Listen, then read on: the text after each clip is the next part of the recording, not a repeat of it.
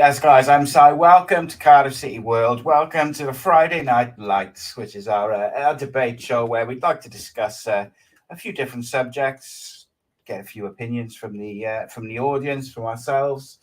Sometimes we agree, sometimes we disagree, but that's such is life, and such is why so much fun.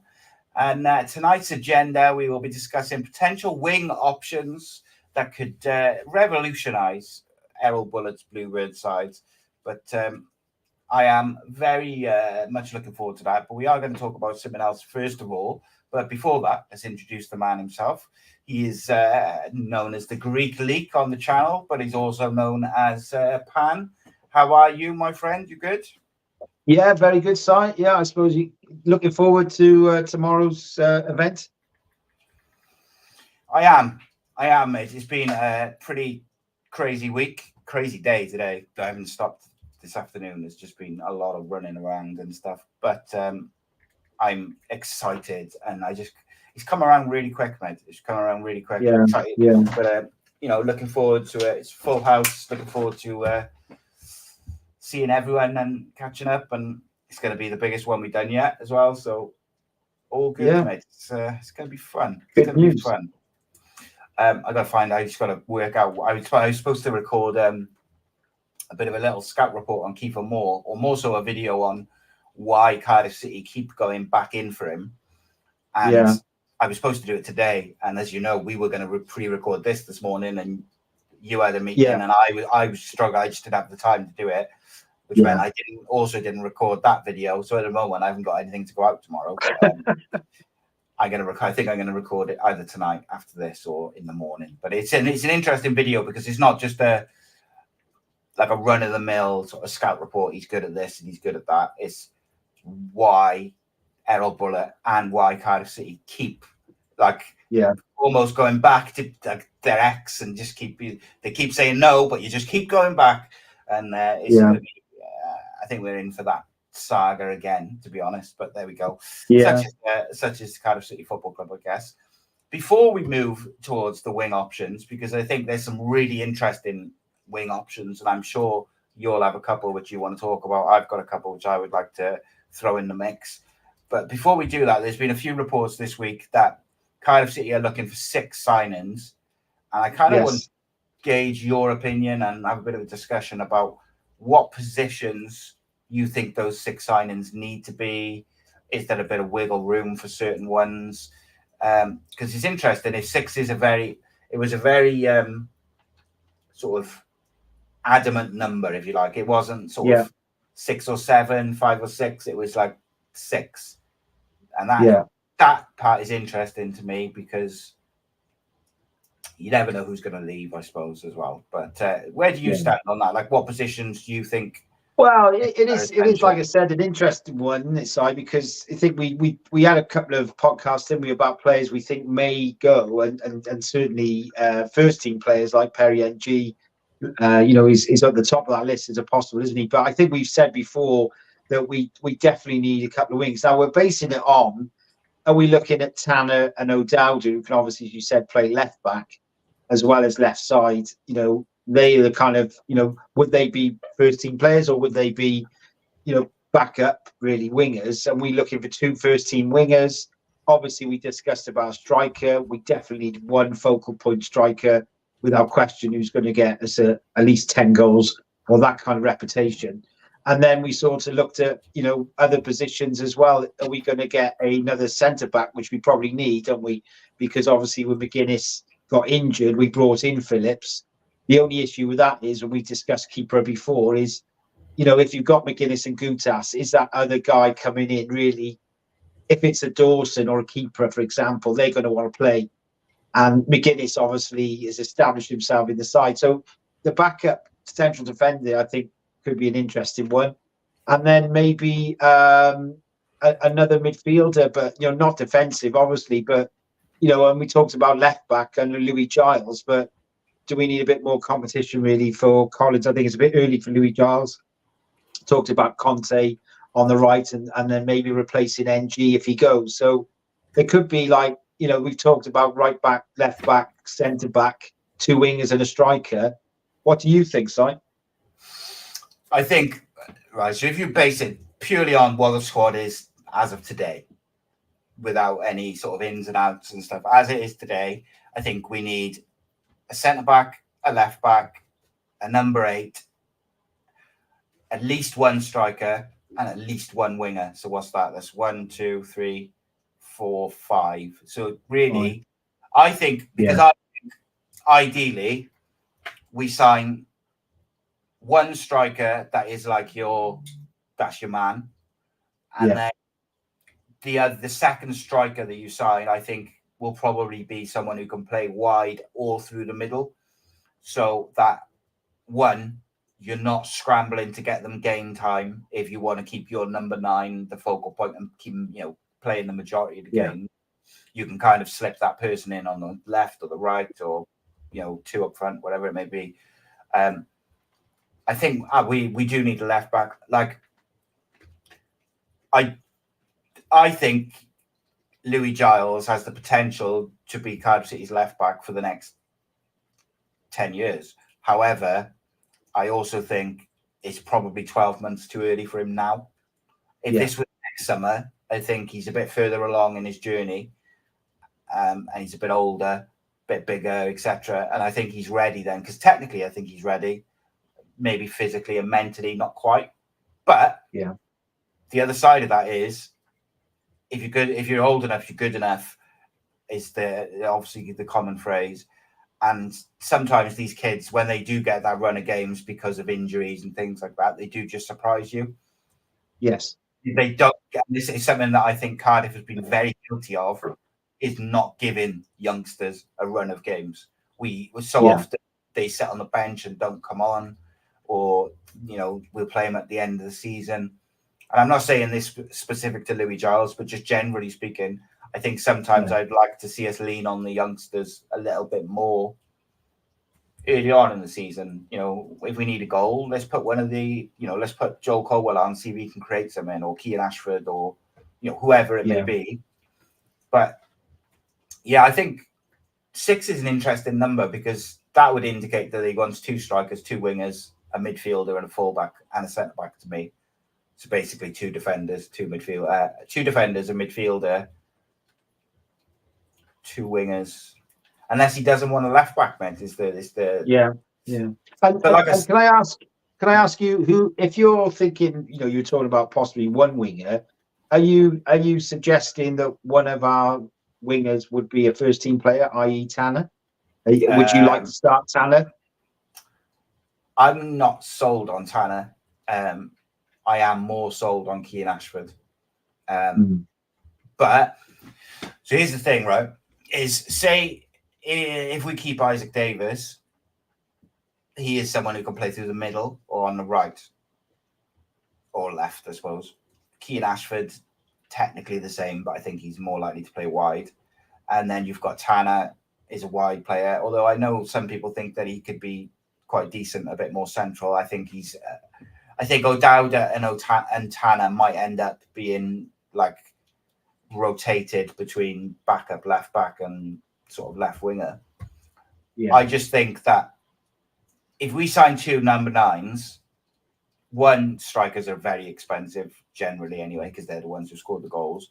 But also, I don't know, if you sign whoever, like your main man, and then you sign the other striker, it's getting them game time.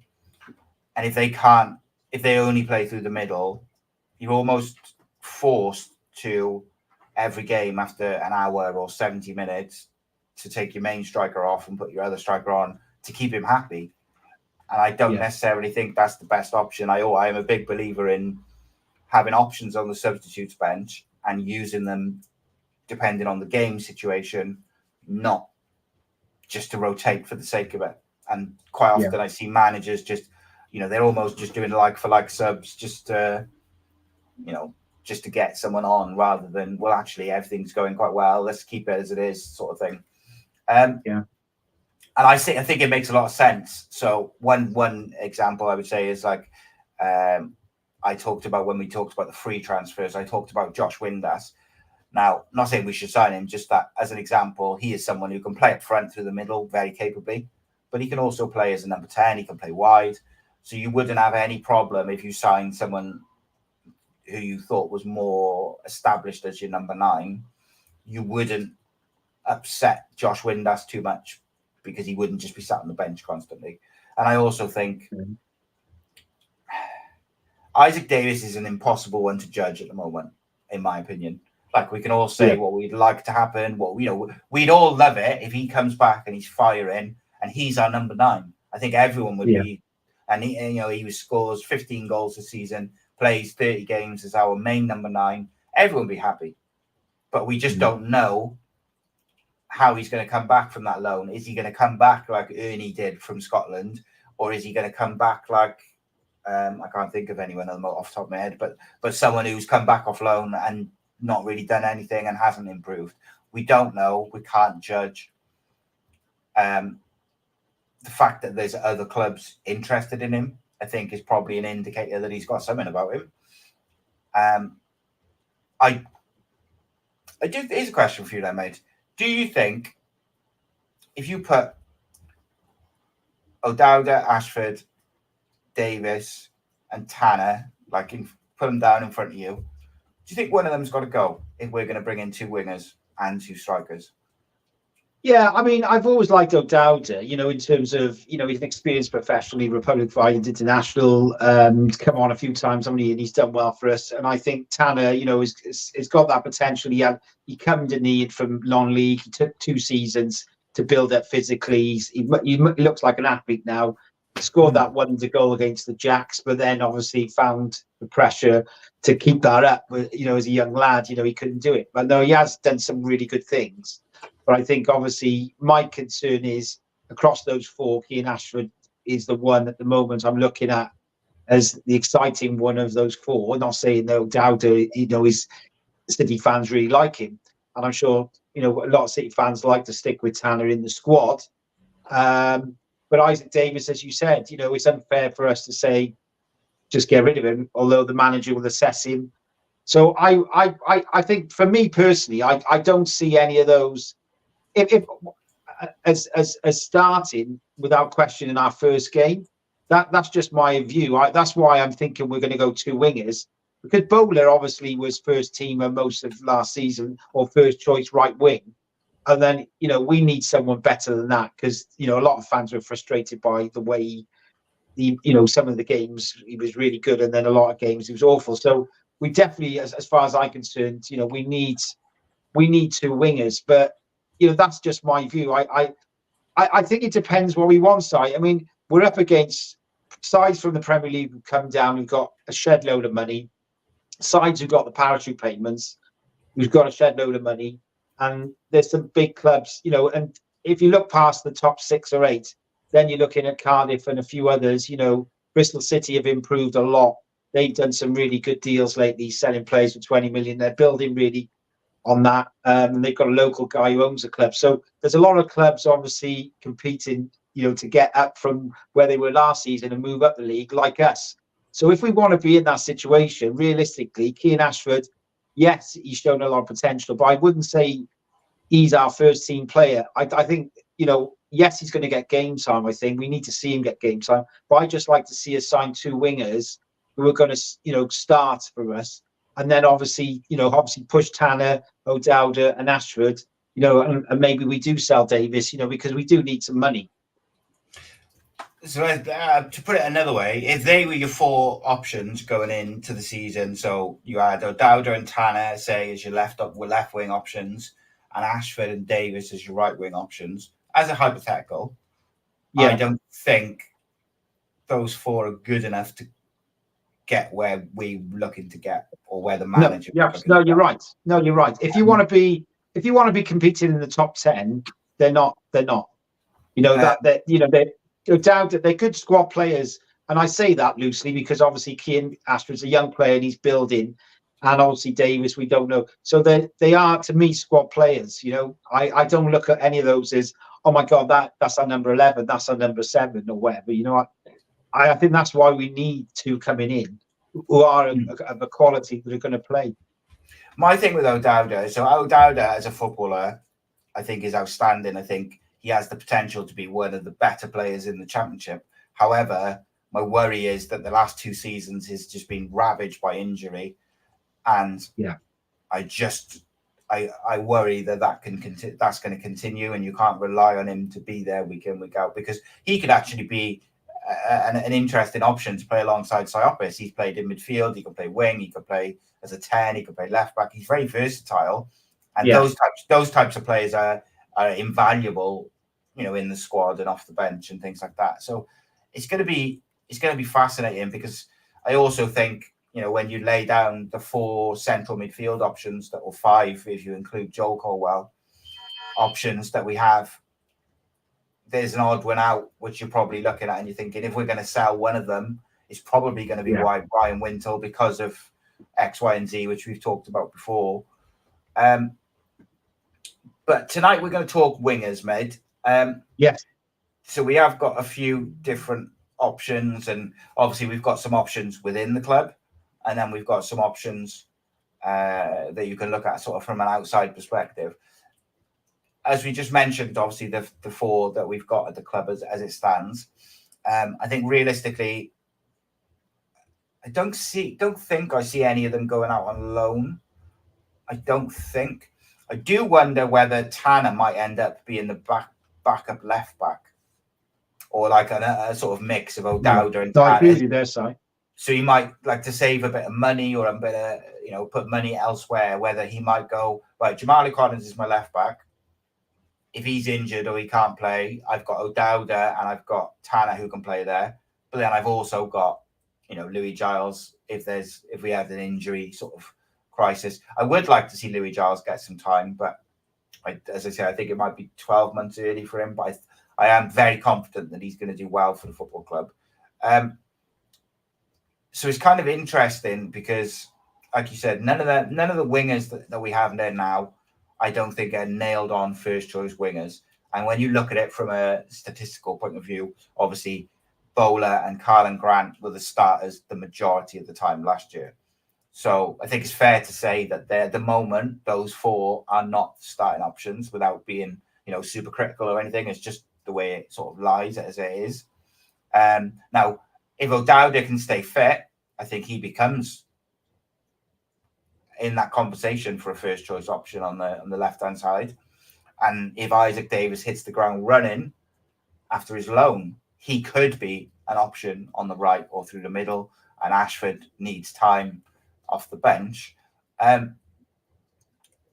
I'll start with a couple of players which I talked about previously, just so we can kind of gloss over them not gloss over them, but we won't spend as much time talking about them. And that's Ricky J. Jones and Kwame Puko from Peterborough. Both pretty traditional wingers. Ricky J. Jones also played through the middle, which might fall into the thing I was saying about the second striker we buy maybe being a bit more versatile and being able to play elsewhere.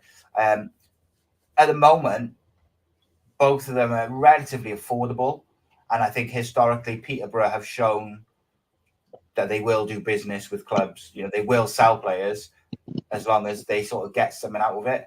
So I think if there was an interest in either one or both, maybe if you look at the players that squad players that we're looking to loan or move out, perhaps you can integrate those sort of into the deal to sweeten the deal. I think Puko particularly for me is exciting. He's really exciting, young, skillful, pacey. He kind of ticks a lot of boxes for me. Sort of one that you can rely on for the future. But also, here's one for you, mate. And this is going to be a bit of a controversial take. People will not like this. I'm going to tell you this before. I would take Josh Bowler back on loan this year on one condition: that he plays on the left wing, not the right wing.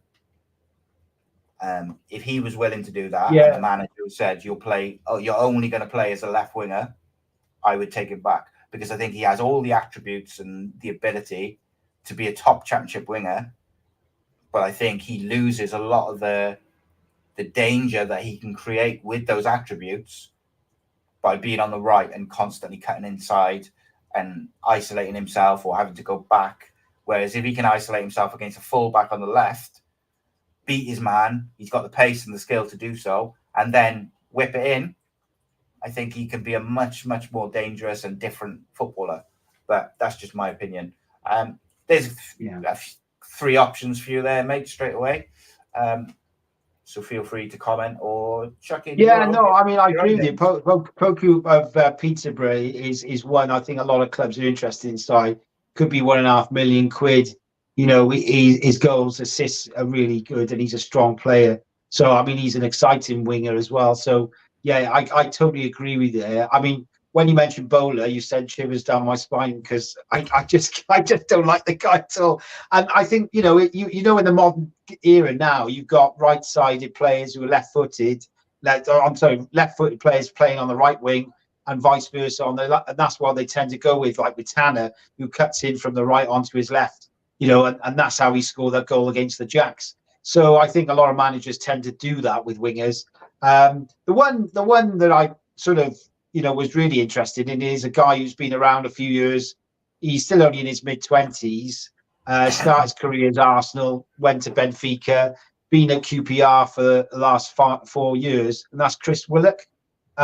He's got a good return in terms of assists and goals over his time at QPR, probably 21 goals and 22 assists, something like that, in 140. So he's a guy who's well schooled, obviously at Arsenal. He's out of contract. QPR are desperate to keep him.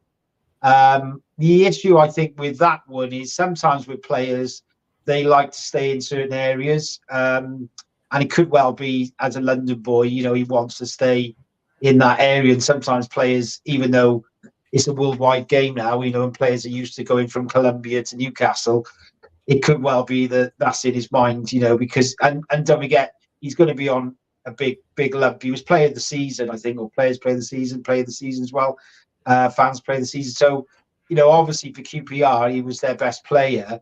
And I think someone like him with his experience would definitely be a step up on the wingers we had. Do you know what I like about Chris Willock, mate? Is that he is super versatile. Like, he can play deep in midfield. He can play as a number 10. He can play as an out-and-out striker. He can play right. He can play left. He's also played as a traditional, like, right or left midfielder in a 4-4-2.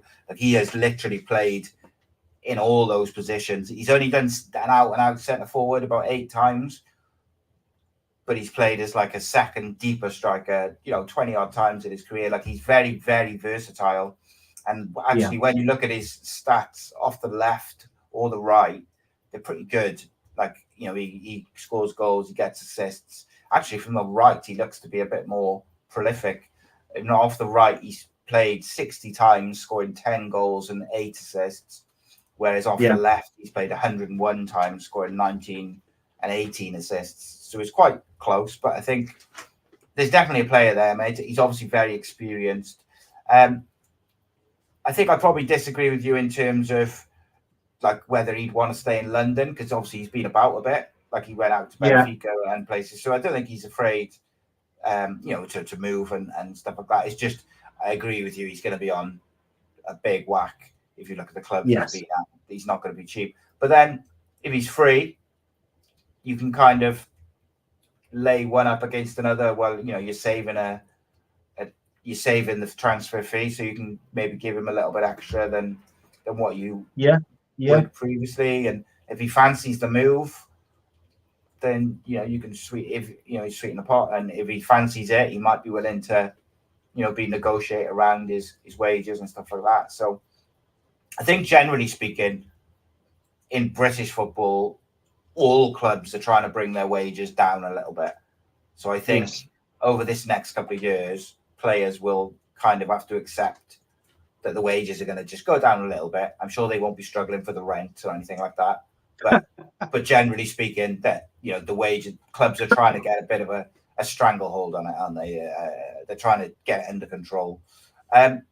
Another one which I really like, who I think I saw Jonathan mention in the chat, is Karamilko Dembele from Celtic. I believe he is at the moment. Is it Celtic? No, he's at Stade Brutos 29. So he was at Celtic on loan. born in London, 21 years old. Very, very, very, very skillful. Again, can play in a sort of attacking midfield role, but also, tends to play as an out-and-out winger. Current market value is probably just under £1 million. He is someone who I think is worth the gamble. When he's played at League One level, he played 39 games, scored 8 goals, but he got 13 assists, which is quite a lot in under 40 games. And like I say, versatile, young. Young is the thing for me as well. Like getting these young players, has played through the middle as well as an out-and-out forward, but I think generally speaking, he's a right winger.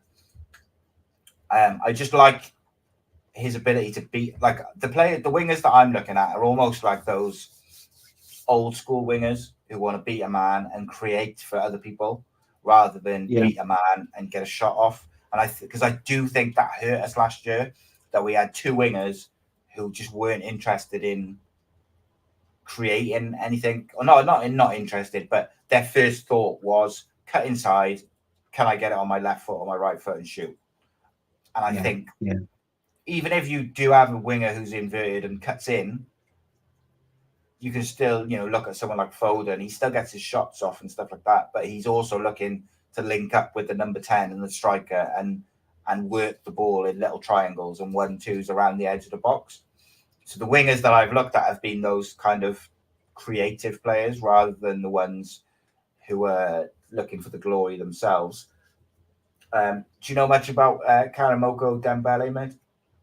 Yeah, I've heard a bit about him in terms of like what he's been up to, and like you said, in terms of his assists when he was in League One, he's done really well. My only concern, I think it's just the fact that, like we talked about the 4 we got, Si, and you're talking, if Isaac Davis stays, for example, he's still a very young player. Keane Ashford's really young. Tanner still a young player. I think for us on that wing positions, if we're looking at someone hitting the ground running, I don't disagree that the guy's got a lot of potential. He could have a lot of resale value in terms of signing for $1 million and developing him. But I just think we need to be looking at someone a little bit more experienced if we're going to kind of, look to move up that table now. I get where you're coming from in terms of his age and potential. I don't disagree with you. He's a very promising guy. But I think for me personally, I would just go for a bit more experience, on the wing from what we had. Although obviously a doubter, like you said, is experience, but he's injury prone, isn't he? So, the couple of guys. I've talked the other day, didn't we, about? Especially when I was growing up, that the Scottish players that we signed, I can't think of many that we've had have let us down. Going back, if you look at Chris Burke came, I think, whether he's from Kilmarnock or somewhere, he did really well for us. Obviously, McCormack, was up front. I think around the part of the time of Chopra, those type of times. And, we talk about McNaughton. There's so many of these players you can get a lot cheaper. And a couple I've looked at is, one of them is Dan Armstrong. He's at Kilmarnock, or he's out of contract. He started his career at Hamilton, and he was at Wolves as well. But he did really well for Kilmarnock. I think he's got like 16 in 60 appearances. And I think Rangers were really looking at him in May, as they always are, with looking at signing players who are the best players up in Scotland for other clubs. But I think he's one that, again, he's fairly experienced. He's 26. He's a good age. And I think that's the type of guy we could get. Obviously, if he's on a free. Actually, he expires next year. My apologies. So he may be £500,000 kind of £1 million, because the market there, you can get these players cheaper than you could in certain countries. And the other one then is McGowan, I think, and he was at Dundee. Again, he's a lad who scored, I think, 20 odds, got 1 in 5. I think Dundee got promoted, and he's been there 3 years, and he's 26 as well. So, And I'm not sure if he's actually out of contract. But these type of guys, they're sort of mid-20s. They've got a lot of experience. People criticise the Scottish leagues rightly in some ways. It's not as competitive, you could say, as the Championship. But if you're the best player, one of the best players in one of the lesser teams, I think they're worth looking at. So I'm sure the scouts that we've got have gone to the Scottish market because it is a bit cheaper, and they've had a look at these lads as well. So again, it's something to consider. Yeah, and I think actually I think we'll look at players from the Greek and Turkish leagues. I think as well, which is probably, I think we're going to definitely delve into that market. I don't disagree with you. Like the Scottish market, I think you'd be silly not to dig into that, because I just think we've had so much success from it. It seems to like some leagues, they just don't translate over to others when the players move. It's just the way it seems to happen.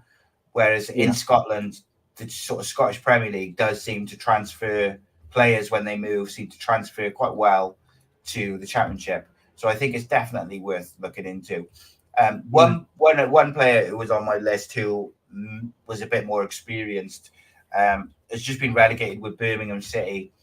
He's 27 years old. He's actually the brother of the Karamarko Dembele, who I just spoke to. His name's Siriki Dembele. He's 27 years old, can play left or right wing.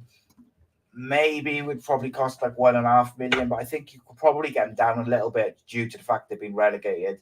He's played 105 games in League One, scored 21 goals, 27 assists, and 70 games in the Championship with 13 goals and 4 assists. I'm just going to have a look at his stats for last year. But again, sort of a very skillful player.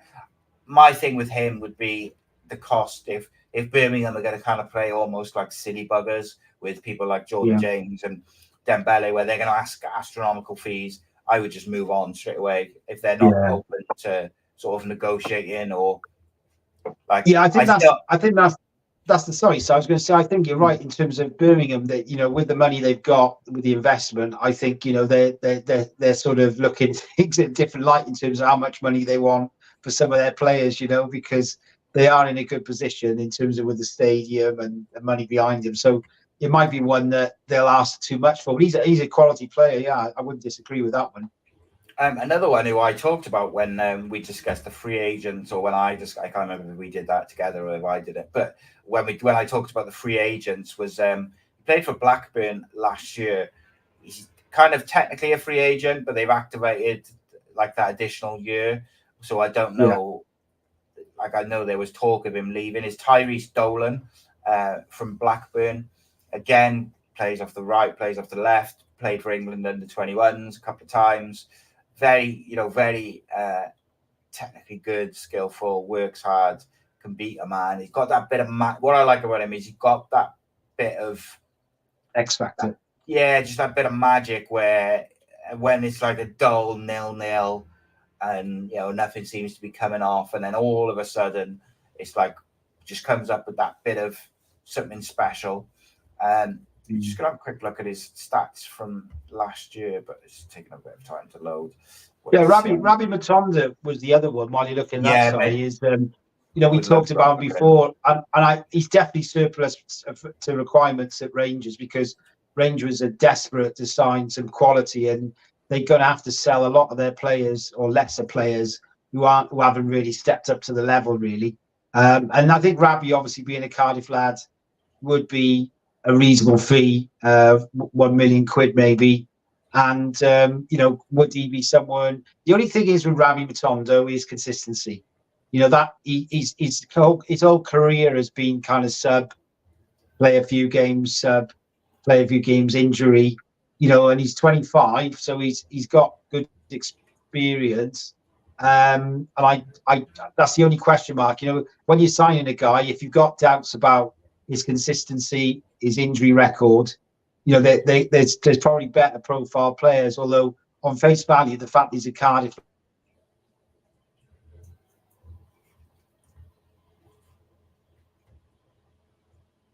he's played a lot of cup matches, So he's got experience in big games and big crowds. But the only question mark with him, and obviously being a big Wales supporter, I saw him recently play for Wales against Gibraltar. And he was shocking, but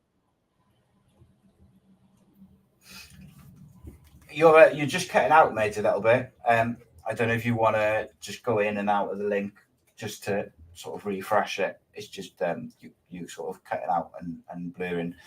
I'll just go back to Tyrese Dolan for the time being. So Tyrese Dolan finished the season pretty well as well, picking up some goals. I just noticed Tyrese Dolan played 13 games through the middle as well last year as a centre forward for Blackburn.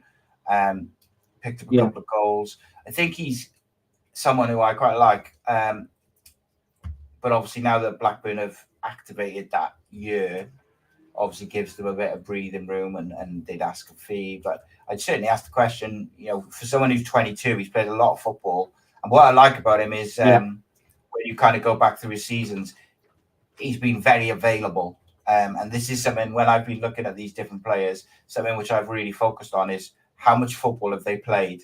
Like, what we don't want is injury-prone players or players who just go, miss 20 games a season or whatever it may be. I really like Ravi Matondo, and I said during when we did the playoff game and we did a watch along, I think I said to Rob or Rodri, someone who was doing it with me, that if Ravi Matondo can get a run of like 15, 20 games of starts and regular game time, I think he'll find his groove, and I really think he'll kick on and go on to be a fantastic winger. But I think he's one of them who needs to play, and for whatever reason, he's been a bit of a part player and a bit of a squad player. He is someone I would really like to see back at Cardiff and back in Cardiff, and really having a little look. Just to finish off, I saw Reece just said he'd like to see James Forrest sign for Cardiff, but he would cost a bit of money. He's getting a bit older, but he's very quality, direct, pacey, bit of skill. I really want creative wingers. I think is the one. There is a lad from Bolton, and I'm going to absolutely butcher his name, so I'm going to Google it now to get a proper way of saying it. His name is Dapo Afolayan. And I watched some clips of him last night when I was sort of making a little list, and he's 26 years old. Obviously, Bolton in League One. He's scored a fair few goals, got regular assists, especially over the last couple of seasons. Had a little stint in the Bundesliga. Well worth an inquiry, in my opinion. Can play as centre forward, can play left, can play right. And this is what you're finding with a lot of these players. Actually, he's at St. Pauli now. He was on loan at Bolton. I apologise. So what you find with a lot of these players is they actually play all across the front line. And I guess Ben is just picking the right ones. And I think that could be quite handy to Bullet. Like I said, if he ends up going back in for Kiefer Moore or whoever they end up signing as their sort of first choice striker, the one they spend a bit of money on, that they got to keep everyone happy and get everyone playing. So you could see him signing these kind of players who can play a couple of positions. Pan, I know you've got to shoot off, mate. But go on, you finish. Yeah, I'm just going to say quickly, Si. Yeah, I'm just going to say one Turkish player, and I'm sort of basing this on Perry NG. We're bringing in money for 5 million quid, and maybe selling Davis and Ebo Adams. Bringing in 8-9 million.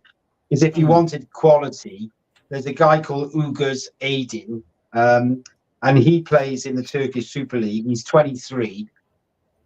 He plays for Aliyanaspor, and he scored sort of 13 goals, 8 assists.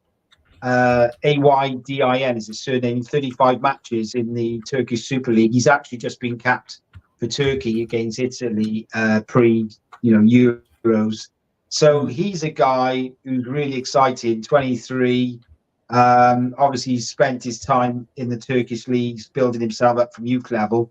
But he's a guy who's probably going to cost you 4 million quid. So the problem is when if you want to go all out and put not say all your eggs in one basket, but you're talking about a big fee and wages, that guy is high quality, and that's I put that one up there if we brought in 8 to 10 million, but obviously I think we're in a different market, so that would be someone from the Turkish league. But I think, as you said, our Bullet knows it so well, knows the Greek league, knows the German league, and hopefully there are a few wingers, maybe in the league under, who are sort of really very good sort of wingers or players that Bullet can he's got that, because he's got a lot of his backroom team speak a number of languages as well. I think it all helps with the scouting as well. So yeah, it's quite interesting. There's a few good names there, Si. Yeah, it'll be interesting, mate. I think we go back in for that Biscatis, judging by what Errol Bullet was saying the other day. I think we'll try, or we'll at least ask the question whether he's settled and that. Yeah. And also the other striker who we're after, Illich, by all accounts, is not very settled. I think he went to France, is a bit unsettled. So, and like I've already said, I'm pretty sure we're gonna at least ask the question about Kiefer Moore. So it's kind of one of them, isn't it? It'll be very interesting. Yeah. I would like to think that everyone at the football club is very hard at work looking at these wingers and these strikers, and we, we'll have almost like a little bit of a flutter of like a few signings now in a few weeks. But look, the Euros plays a part, doesn't it? At the end of the day, exactly. Just noticed Germany have gone out this evening. Spain got a winner in the 119th minute of extra time. Yeah. So, I think Spain are the favourites side, I think, aren't they? Yeah, I think they're really impressive, and I think their young players showed tonight that they can handle the big stage, because obviously they conceded a late equaliser in normal time. So then to be able to deal with that and for still go on and win the game shows a great deal of great mentality, doesn't it? So choosing. It's going to be really, really interesting, mate, over the next couple of days. So tomorrow night we should have a video out which says, which is called, should I say, why does Errol Bullet and Cardiff City continue to try and sign Kiefer Moore every summer? It's an interesting video, a bit tongue in cheek, but it's also got some good old analysis and tactics, as you like. But I will be in Splott Con Club tomorrow evening at this time. We'll be about 20 minutes in, and we'll be just getting started, rocking up for the stories. Looking forward to seeing everybody. It's going to be great. And I'm really excited. That's all I can say. Pan, it's been a pleasure as always, mate. I know it was a bit of a fly-in visit this evening, but was keen to get something out and done. We'll be back next week with a new topic to discuss. But thank you as ever for joining me, mate. And see you in a bit.